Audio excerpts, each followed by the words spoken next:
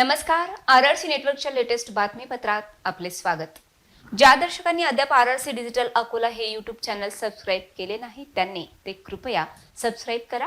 भविष्यात आरआरसी नेटवर्कचे बुलेटिन ज्यांनी सबस्क्राईब केले अशांना दिसणार आहे. अशा आहेत आजच्या हेडलाईन्स. हेडलाइंस प्रस्तुत करता the smart electronics mall, MV sales, Kholeshwar road, Akola. अच्छा प्रोडक्ट, अच्छी क्वालिटी.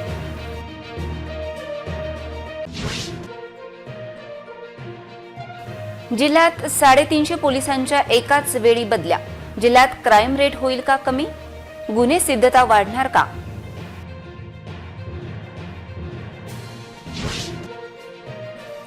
पावसाची अनिश्चितता शेतकऱ्यांसाठी अडचणीची. वऱ्हाडात मूग उडीद लागवड क्षेत्र घटले.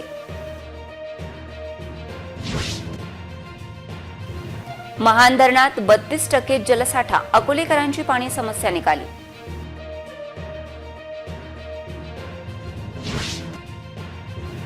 पावसाळ्यात सर्वच यंत्रणांनी सजग रहा. आपत्तीत प्रत्येकाला मदत पोहोचवा. जिल्हाधिकाऱ्यांचे आदेश. गुरुपौर्णिमेला गुरूंना सर्वत्र वंदन. शेगाव येथे भाविकांची गर्दी. गजानन भक्त श्रींच्या चरणी. आता सविस्तर बातम्या. जिल्ह्यातील सुमारे 350 पोलीस कर्मचाऱ्यांच्या बदल्या पोलीस अधीक्षक बच्चन सिंग यांनी केल्या आहेत. या बदल्यानंतर जिल्ह्यातील क्राईम रेट कमी होईल काय आणि गुन्हे सिद्धता वाढेल काय असा प्रश्न विचारला जात आहे. सुमारे 350 पोलीस कर्मचाऱ्यांच्या बदल्या पोलीस अधीक्षक बच्चन सिंग यांनी केल्याची माहिती आहे.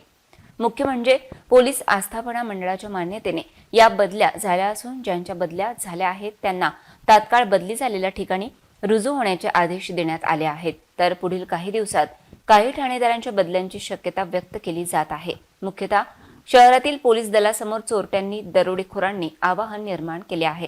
असे असताना पोलीस दलात बदल्यांची शक्यता व्यक्त केली जात होती. शनिवारी रात्री उशिरा बदल्यांचे आदेश काढण्यात आले. काही पोलीस ठाण्यातील निष्क्रिय पोलीस कर्मचाऱ्यांना या बदल्यांचा फटका बसला आहे. तर अनेकांची शहराबाहेर बदली केली आहे.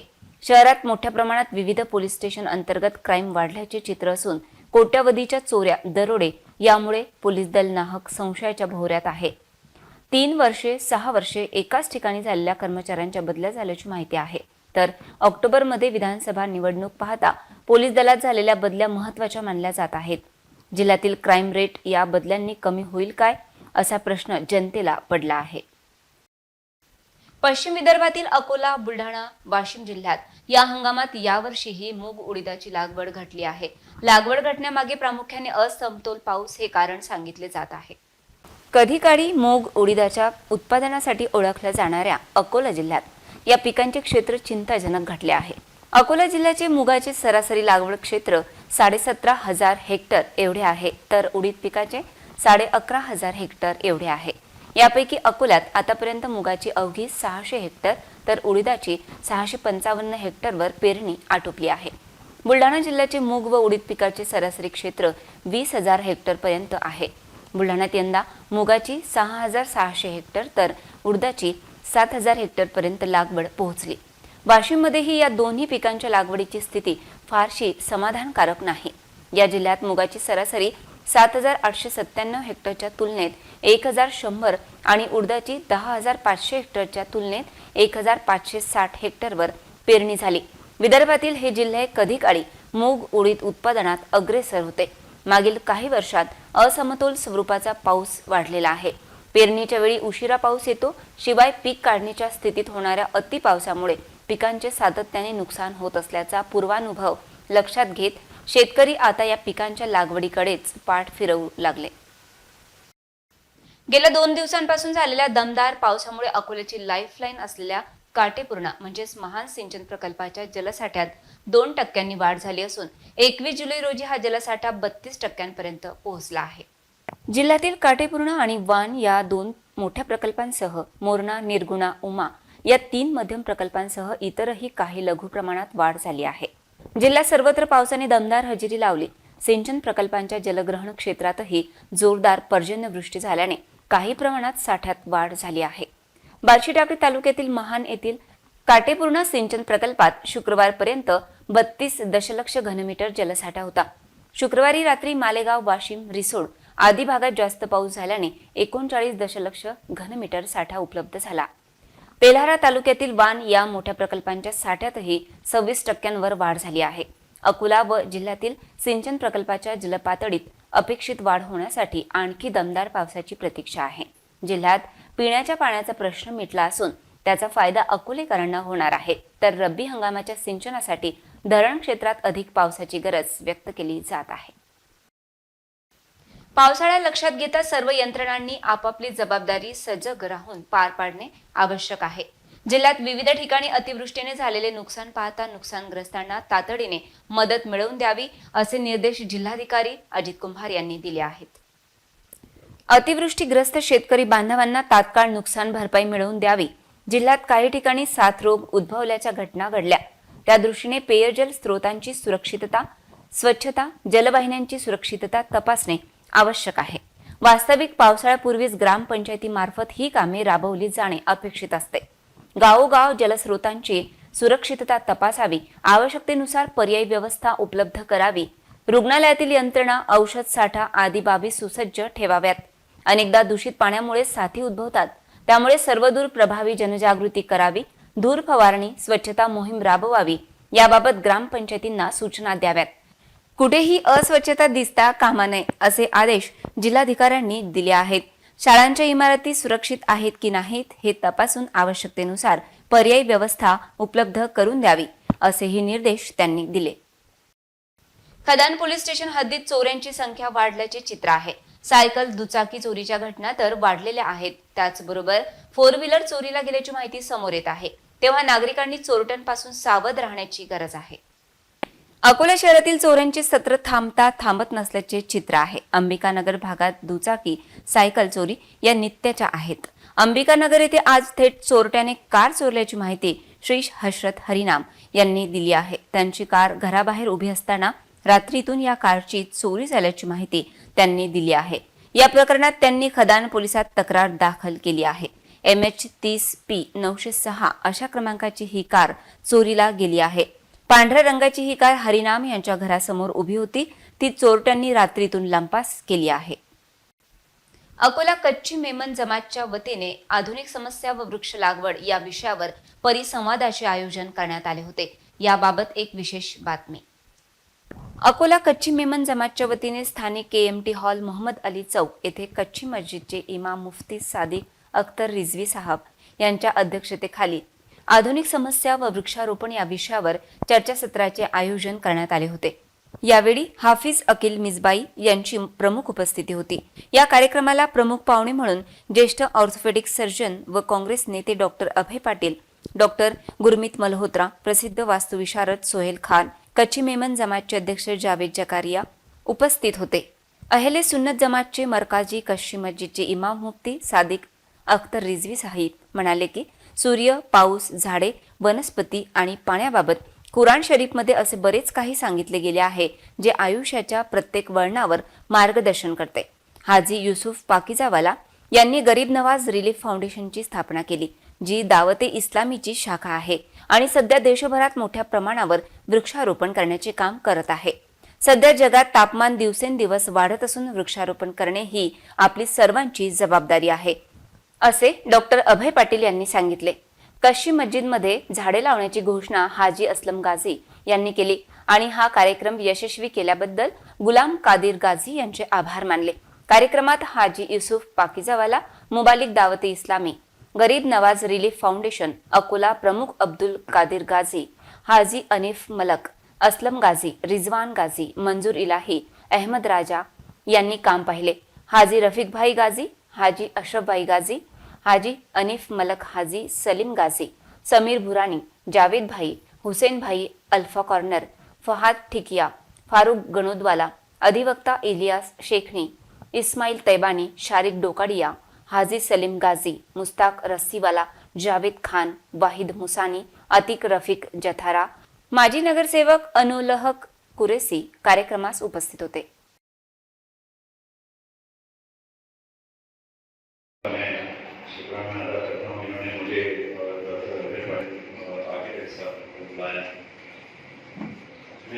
समय कम है फजल से चलती है। और कुछ अभी पेड़ों के बारे में कहा है, मैं उस बारे में नहीं जाऊंगा। पर पेड़ क्या है, पेड़ की शख्सियत क्या है, पेड़ कितना जरूरी है और पेड़ के साथ कितना अत्याचार होता है, ये सुनिए। याद से इसका शीर्षक दिया है दास्तान पेड़। एक पेड़ अपनी दास्तान सुना रहा है। जो अभी मुफ्ती साहब ने कहा कि पेड़ को पेड़ बनाना है, बच्चे को बड़ा करना है। अब वो बड़ा हो गया पेड़, लेकिन तो अपनी दास्तान सुनाना जो उस तरफ हुआ, तो सुनिए, मुलाहिजा फरमाइए। काट रहा है हर इंसान मुझे अपने लक्ष्य के लिए, काट रहा है हर इंसान मुझे अपने लक्ष्य के लिए। कोई घर बनाना चाहता है, कोई बिल्डिंग बनाना चाहता है, हमारे जैसे हॉस्पिटल बनाना चाहते हैं। काट रहा है हर शख्स मुझे अपने लक्ष्य के लिए, दे रहा खड़ा होकर मैं हर शख्स के लिए। जबकि छांव दे रहा मैं, छांव भी दी, फल भी दिए, सांसें भी दी मैंने। एहसान फरामोश निकला इंसान, तो गज जमीन न दे सका मुझे खड़ा होने के लिए। 3 मेजर क्वेश्चंस की चर्चा हो रही है। आज से 1400 साल पहले हमारे नबी सल्लल्लाहु अलैहि वसल्लम ने, प्रोफेट मोहम्मद सल्लल्लाहु अलैहि वसल्लम ने इसकी तालीम हमें मदीने मुनव्वरा से अता फरमाई। और इंशाल्लाह इस पर पूरा एक चैप्टर है। लगता है कि यार क्या नया काम लेकर आ गए, कौन सा टॉपिक लेकर आ गया, किस टॉपिक पर जमा कर लिया है। तो एक टॉपिक नया नहीं है, ये ऐसा टॉपिक है जो बहुत इंपॉर्टेंट है और इसकी अवेयरनेस नौजवानों में भी जरूरी है, बूढ़ों में भी जरूरी है। ठीक है, तो आज अगर हम नियत कर रहे जितने आए हुए कि कम से कम 12 पौधे, कम से कम 12 पौधे हम इस प्लांटेशन के मौसम में लगाएंगे। है कोई जो नियत करता है? अकोला कच्ची मेमन जमात की ओर से आज वृक्षारोपण पे एक सेमिनार लिया गया, जो कि मरकजी अहले सुन्नत जमात की मरकजी मस्जिद कच्ची मस्जिद के इमाम मुफ्ती सादिक अख्तर रिजवी साहब की अध्यक्षता में ये कार्यक्रम लिया गया। और इस सेमिनार लेने की वजह ये थी कि जो हालात जो है, जो टेम्परेचर है इस वक्त इतना देश में बढ़ते जा रहा है, उसके लिए पेड़ और पौधों की जरूरत ज्यादा महसूस की जा रही है। इसके लिए सभी को ये हिदायत दी जाए कि ये पेड़ और पौधे लगाए।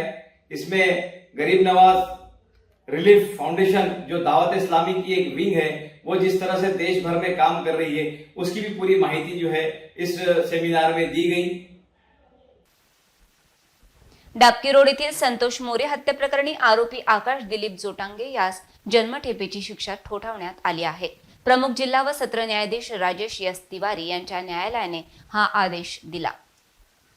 2 फेब्रुवारी 2022 रोजी रात्री 11 वाजताचे सुमारास आरोपी आकाश दिलीप जोटांगे व त्याचे शेजारी राहणार संतोष मोरे यांच्यात क्षुल्लक कारणावरून वाद झाला।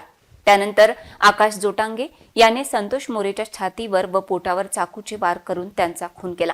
घटनेच्या वेळेस मृतक संतोष मोरे यांचा मुलगा रोहित, मुलगी कोमल व मोहल्ल्यातील गजू मेहरे हजर होते।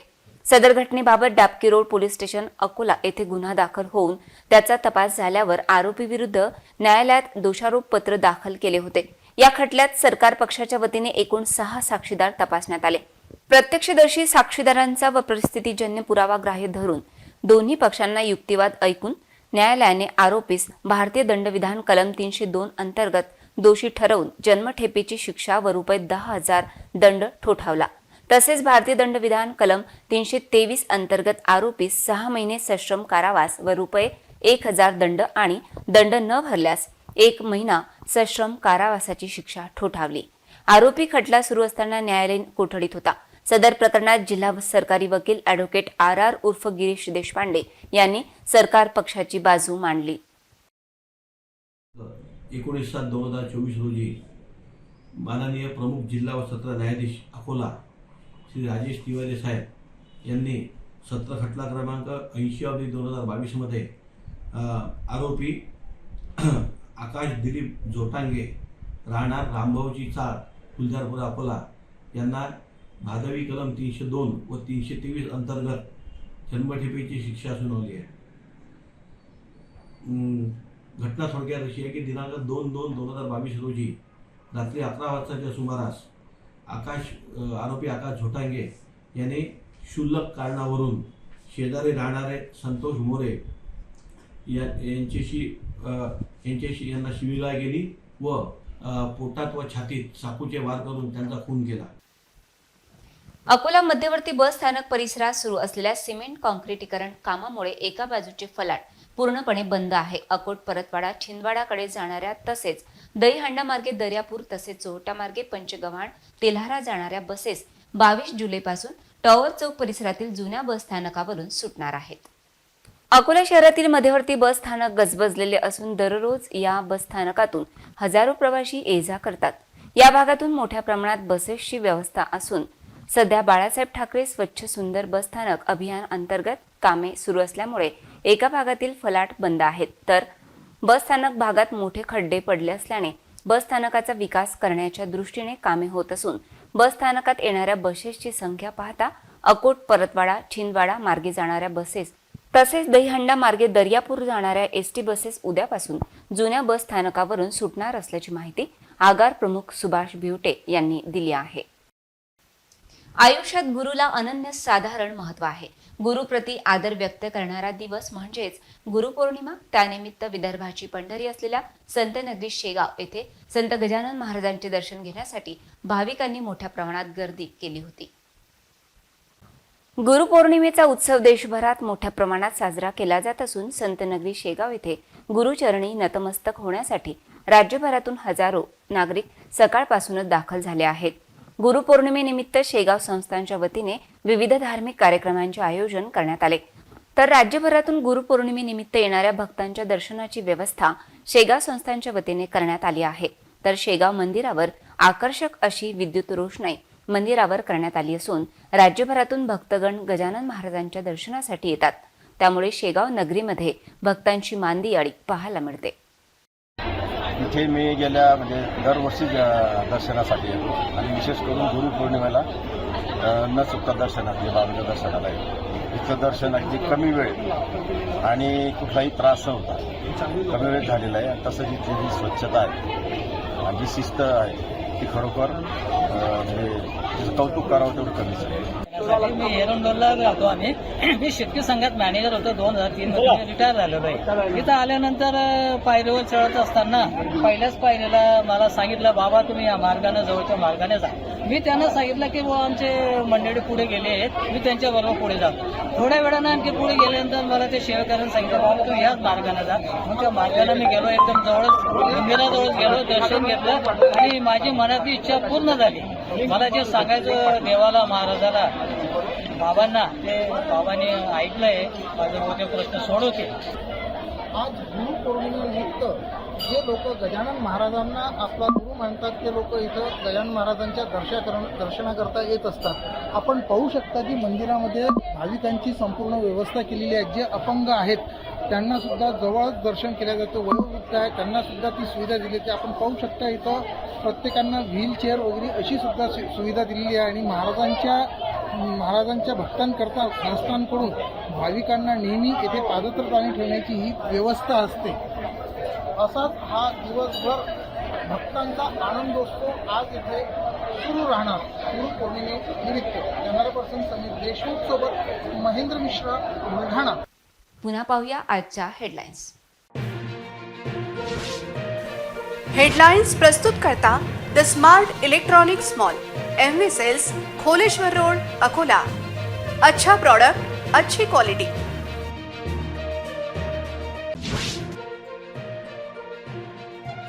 जिल्ह्यात 350 पोलिसांच्या एकाच वेळी बदल्या. जिल्ह्यात क्राईम रेट होईल का कमी? गुन्हे सिद्धता वाढणार का?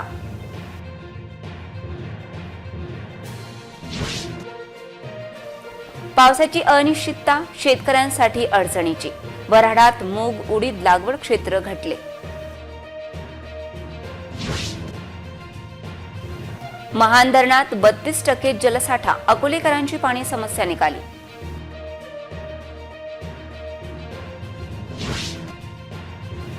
पावसाळ्यात सर्वच यंत्रणांनी सजग रहा. आपत्तीत प्रत्येकाला मदत पोहोचवा.